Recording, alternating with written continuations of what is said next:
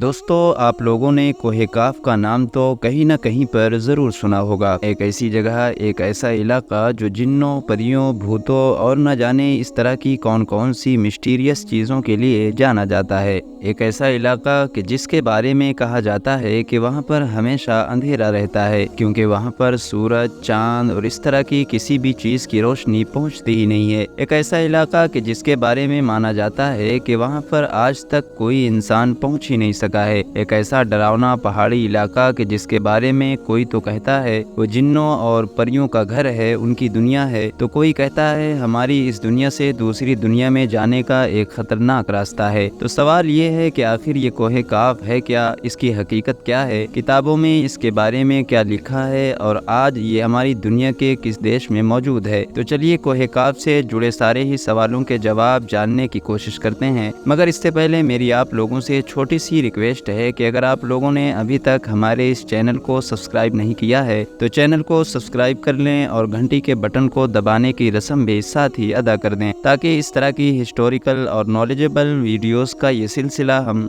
جاری رکھ سکیں۔ اب اگر ٹاپک پر واپس آئیں تو دوستو، آپ لوگوں کا تعلق جب انڈیا، بنگلہ دیش اور پاکستان جیسے علاقوں سے ہے تو آپ لوگوں نے کوہ کاف سے جڑی ہوئی اس طرح کی کہانیاں اور فلمیں ضرور دیکھی اور سنی ہوں گی۔ ان فلموں میں اور ان کہانیوں میں بتایا جاتا تھا کہ کس طرح سے ایک بڑے بادشاہ کی خوبصورت بیٹی یا کسی پری کو کوئی جن، کوئی دیو قید کر کے لے جاتا تھا اور کوہ کاف کے خطرناک پہاڑوں میں موجود کسی محل کے اندر قید کر دیتا تھا، اور بعد میں کوئی غریب لڑکا یا پھر نیک شہزادہ ایک بڑا ہی مشکل سفر طے کرنے کے بعد اور خطرناک چیزوں کا سامنا کرنے کے بعد اس پری کو یا اس شہزادی کو وہاں سے آزاد کرا لاتا تھا۔ تو سب سے پہلا سوال تو یہ ہے کہ ہندی اور اردو بولنے والے علاقوں میں کوہ کاف یا جنوں، پریوں سے جڑی ہوئی یہ کہانیاں آئیں کہاں سے؟ سیدھا سا جواب ہے پرشیا، یعنی کہ آج کا ایران اور عرب کے علاقوں سے۔ عربی اور فارسی لوگوں کی کتابیں پچھلے سینکڑوں سالوں سے یا پھر یہ کہہ سکتے ہیں کہ ہزاروں سالوں سے کوہ کاف اور اس سے جڑی ہوئی بہت ساری حیران کر دینے والی چیزوں سے بھری پڑی ہے۔ جہاں ایک طرف عربوں کا یہ ماننا ہے کہ کوہ کاف دنیا کا ایک ایسا علاقہ ہے کہ جو سب سے دور موجود ہے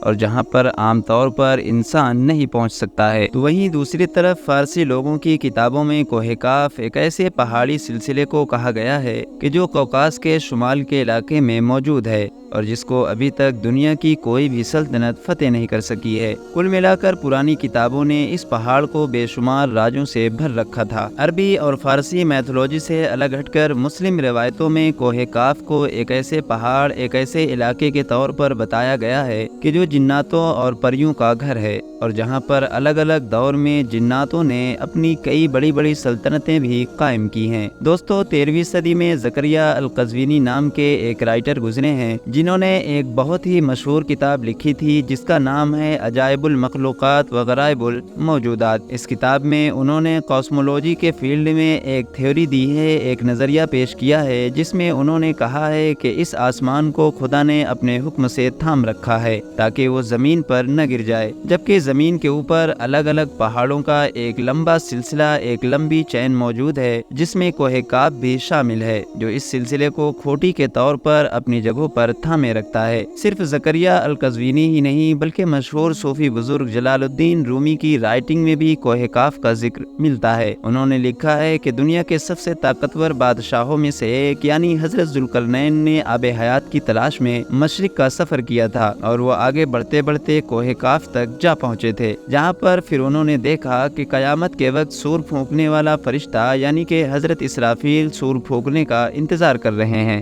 دوستو، کوہ کاف سے ریلیٹڈ ایک حدیث بھی بیان کی جاتی ہے جس کے مطابق ابن عباس رضی اللہ تعالیٰ عنہ نے فرمایا کہ نبی اکرم صلی اللہ علیہ وسلم ایک بار ہمارے پاس آئے اور اس وقت ہم سب لوگ مسجد نبوی میں بیٹھے ہوئے تھے۔ پیغمبر علیہ السلام نے فرمایا کیا کر رہے ہو؟ تو ہم نے جواب دیا کہ ہم سورج کے متعلق غور کر رہے ہیں، مطلب یہ سورج کیسے نکلتا ہے اور پھر بعد میں کیسے ڈوب جاتا ہے۔ اس پر نبی علیہ السلام نے کہا کہ ہاں، تم نے اچھا کیا، مخلوق میں غور کیا کرو لیکن خالق مشرق میں نہیں، کیونکہ اللہ جس کے لیے جو چاہتا ہے وہ پیدا کرتا ہے۔ تم اس بات پر تعجب کرو کہ کوہ کاف سے آگے 7 سمندر ہیں اور ہر سمندر کی لمبائی لگ بھگ 500 سال تک کا سفر کرنے کے برابر ہے۔ پھر ان کے آگے 7 زمینیں بھی ہیں جن کا نور ان کے باسیوں کے لیے چمکتا ہے۔ اس کوہ کاف سے آگے 70,000 مخلوقات ہیں جو ہوا میں اڑتی ہیں، جن کو پرندوں کی شکل میں پیدا کیا گیا ہے، اور ان مخلوقات اور ان کے بچے پیدا ہوتے ہی اڑنے لگتے ہیں۔ یہ اپنی تسبیح کی ادائیگی میں ذرہ برابر بھی دیری نہیں کرتے ہیں۔ ان کا کھانا ہوا ہے، ان کا پینا ہوا ہے، ان کا لباس ہوا ہے، اور ان کے برتن بھی ہوا کے ہیں۔ ان کو اس بات کا علم بھی نہیں ہے کہ خدا نے حضرت آدم علیہ السلام کو پیدا کیا ہے۔ یہ ابلیس کو بھی نہیں جانتے ہیں اور نہ ہی ابلیس کی اولادوں کو جانتے ہیں۔ خدا نے کوہ کاف کو دنیا کے گرد پیدا کیا ہے، اور یہ تمام دنیا اس پہاڑ کے بیچ میں ایسے ہے کہ مانو جیسے ایک انگلی میں انگوٹھی۔ وہاں تک کوئی انسان پہنچ ہی نہیں سکتا ہے، کیونکہ وہاں تک پہنچنے کے لیے 4 مہینے لگاتار اندھیرے سے گزرنا پڑے گا۔ یہ وہ پہاڑ ہے کہ جہاں پر کوئی سورج نہیں، کوئی چاند نہیں، بلکہ یہاں کے لوگ سورج اور چاند کے بارے میں جانتے ہی نہیں ہیں۔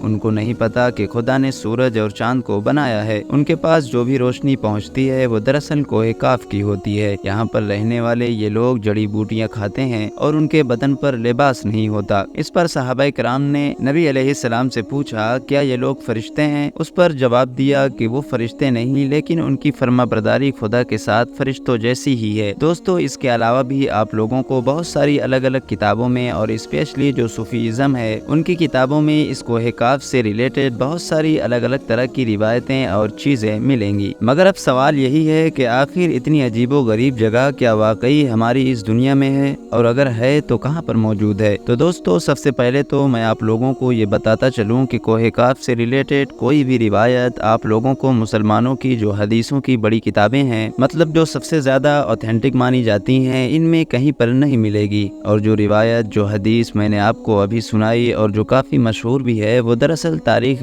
تبری میں موجود ہے، جو 9ویں اور 10ویں صدی کے ایک مشہور اسکالر اور مسٹیرین الطبری نے لکھی تھی۔ ویسے تو یہ جو الطبری ہیں یہ مسلم ہسٹری میں بہت بڑے اسکالر مانے جاتے ہیں، جنہوں نے تفسیر، تاریخ اور اس کے علاوہ بہت سارے الگ الگ فیلڈ میں بڑی بڑی کتابیں لکھی ہیں۔ لیکن جہاں تک معاملہ خاص طور سے اتہاس کا ہے، یعنی ہسٹری کا ہے، تو اس معاملے میں ان کے اوپر یہ الزام بھی لگایا جاتا ہے کہ انہوں نے اپنی کتاب میں ہسٹری کے ساتھ ساتھ جو عربی یا پرشین میتھولوجی تھی اس کو بھی شامل کیا ہے، اور کوہ کاف سے جڑی ہوئی چیزیں بھی شاید میتھولوجی کا ہی حصہ تھیں کہ جو انہوں نے اپنی تاریخ کی کتاب میں شامل کی ہیں، اور اس کے بعد وہ اس کتاب کے ذریعے سے ہی پوری مسلم دنیا میں پاپولر ہوتی چلی گئیں۔ الگ الگ دور میں جو بہت سارے مسلم اسکالرز نے کوہ کاف سے ریلیٹڈ چیزیں لکھی، یا آج بھی جو کچھ ہم سنتے ہیں وہ زیادہ تر چیزیں انہی کی کتاب تاریخ تبری سے نکلی ہوئی ہیں۔ آسان بھاشا میں کہوں تو آپ یہ سمجھیے کہ عرب ورلڈ میں اور ساتھ ہی ساتھ پرشین ورلڈ میں بھی کوہ کاف سے ریلیٹڈ یہ ساری میتھولوجی، یہ سارے قصے کہانیاں نسل در نسل نبی علیہ السلام کے اس دنیا میں آنے اور پھر نبوت کا دعویٰ کرنے سے بہت پہلے سے چلی آ رہی تھی۔ پھر ہوا یہ کہ جب بڑی تیزی کے ساتھ پورے ہی عرب ورلڈ میں اور پھر ساتھ ہی ساتھ پرشیا یعنی کہ آج کے ایران میں اسلام پھیلا، تو مسلمان ہو جانے کے بعد بھی ان علاقے کے لوگوں میں کوہ کاف سے ریلیٹڈ یہ ساری کہانیاں یا تو بالکل ویسے ہی یا پھر تھوڑے بہت بدلاؤ کے ساتھ موجود رہیں، اور پھر بعد میں جب اسلام ہندوستان کے علاقے میں بھی پھیلا تو کوہ کاف سے ریلیٹڈ یہ ساری انفارمیشن بھی پرشیا اور عرب کے لوگوں کے ذریعے سے ہمارے علاقے میں بھی آ گئیں۔ اب جہاں تک معاملہ اس حدیث کا ہے کہ جس کو ہم ڈسکس کر چکے ہیں اور جس میں نبی علیہ السلام نے کوہ کاف سے ریلیٹڈ بہت ساری چیزیں بتائی تھی، تو جیسا کہ میں نے آپ کو بتایا کہ وہ تاریخ تبری میں موجود ہے، اور یہ جو الطبری تھے یہ باقی بہت ساری فیلڈ میں تو ماہر تھے لیکن محدث کے طور پر مشہور نہیں ہیں، اور جو اسلام میں مشہور اور بڑے محدث گزرے ہیں جن کی کتابوں کو سب سے اوپر رکھا جاتا ہے، ان میں تو اس طرح کی کوہ کاف سے ریلیٹڈ کوئی روایت موجود ہی نہیں ہے۔ تو اسی لیے ہم اس حدیث پر نہ تو 100% یقین کر سکتے ہیں اور نہ ہی اس کو جھٹلا سکتے ہیں، کیونکہ اس کو ماننا اور نہ ماننا ڈیپینڈ کیا جائے گا اس کی اوتھینٹسٹی پر۔ اب جہاں تک معاملہ لوکیشن کا ہے کہ آخر یہ مسٹیریس کوہ کاف آج کہاں موجود ہے، تو زیادہ تر لوگوں کا یہی ماننا ہے کہ جس طرح کی کہانیاں، جس طرح کی چیزیں پرشیا اور عربین لٹریچر میں ملتی हैं या फिर जिस तरह की चीज़ें कुछ मुस्लिम स्कॉलर्स ने भी लिखी हैं इस पहाड़ी इलाके से रिलेटेड, तो उससे तो यही पता चलता है कि ये पहाड़ वही है कि जो आज के दौर में रशिया की निचली साइड में यानी कि जॉर्जिया, चेचनिया, दागिस्तान और अजरबैजान जैसे इलाकों में मौजूद है। दोस्तों, ये पूरा इलाका कुदरती हुस्न से मालामाल है। इस इलाके में बेशुमार तरह के जानवर और परिंदे पाए जाते हैं, बल्कि कुछ इस तरह के भी कि जो दुनिया के बाकी इलाकों में नहीं पाए जाते हैं। इस इलाके में मौजूद खूबसूरत झीलों और छोटे छोटे चश्मों को देखकर ऐसा महसूस होता है कि मानो जन्नत जमीन पर उतर आई है। इंग्लिश में इस लंबे पहाड़ के सिलसिले को कॉकस नाम से जाना जाता है, तो जाहिर है नाम भी काफी मिलता जुलता है। ये वही लंबा पहाड़ है कि जो यूरोप और एशिया को एक दूसरे से अलग करता है। सैटेलाइट से जब भी इस पहाड़ को देखा जाता है तो ऊपर से ऐसा महसूस होता है कि मानो बर्फ की कोई पट्टी हो, जबकि कुछ स्कॉलर्स का ये भी मानना है कि कोहे काफ दरअसल अंटार्कटिका के उन वीरानों और बर्फीले इलाकों में मौजूद है कि जो हमेशा बादलों और घने अंधेरों से ढका रहता है। अगर ये मान लिया जाए कि कोहे काफ वाली हदीस ऑथेंटिक है यानी इसकी सनद सही है, तो इस बात में कोई शक नहीं होगा कि जो ये सेकंड लोकेशन है यानी अंटार्कटिका वाली, ये कोहे काफ के ऊपर लगभग फिट बैठती है। फिलहाल दोस्तों, कोहे काफ के इस पूरे टॉपिक पर आप लोगों की कीमती राय क्या है, कमेंट्स बॉक्स में अपनी कीमती राय जरूर दें। वीडियो अगर जानकारी से भरपूर लगी हो तो लाइक करने के साथ साथ अपने दोस्त, अहबाब, रिश्तेदारों के साथ भी जरूर शेयर करें।